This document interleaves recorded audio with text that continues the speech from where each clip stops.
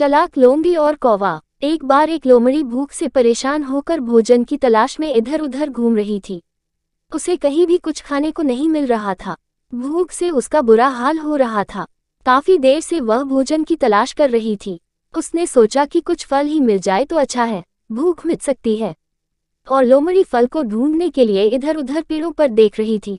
तभी उसने देखा पेड़ की एक डाली पर एक कौवा बैठा था और उसके मुंह में एक रोटी थी। लोमड़ी को रोटी देखकर और भी तेज तेज भूख लग गई। उसने सोचा इस रोटी को कैसे लिया जाए। थोड़ी देर सोचने के बाद लोमड़ी ने एक योजना बनाई। उसने कहा कि कौवा भैया, आज आप बहुत सुंदर लग रहे हैं, आपकी आवाज़ भी बहुत अच्छी है। मैंने बहुत दिनों से आपकी आवाज़ नहीं सुनी। आपकी आवाज़ तो मुझे कोयल से भी मीठी लगती है। क्या आप अपनी आवाज़ में मेरे लिए एक गाना सुना सकते हैं? आपका गाना सुनकर मेरी सारी थकान दूर हो जाती है। मैं तो हर रोज आपका गाना सुनना चाहती हूँ, लेकिन आप मिलते ही नहीं हैं। आज बहुत दिनों बाद आप मिले हैं, तो कृपया मुझे एक गाना सुना दे। आपकी मीठी आवाज़ सुनने को मेरे कान तरस गए हैं। कौवे ने लोमड़ी की बात सुनी, लेकिन उसने कुछ जवाब नहीं दिया। तो लोमड़ी ने कहा, क्या बात है कौवा भैया, मुझसे नाराज है क्या आप? मेरे लिए गाना नहीं सुनाएंगे?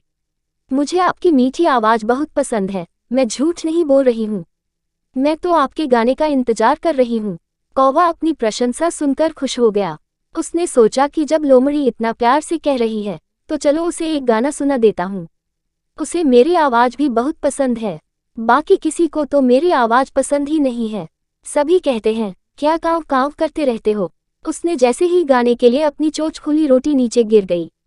चालाक और होशियार लोमड़ी चतुर लोमड़ी ने मौके का फायदा उठाया और रोटी को खा लिया।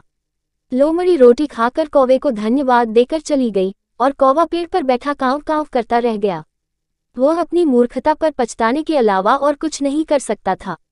प्रेरणा: अगर कौवा लोमड़ी की बातों में नहीं आता तो उसे अपनी रोटी नहीं गंवानी पड़ती। इस कहानी से हमें क्या प्रेरणा मिलती है कि हमें चापलूसी करने वालों से दूर रहना चाहिए। कभी भी अपनी प्रशंसा सुनकर दूसरों की बातों में नहीं आना चाहिए।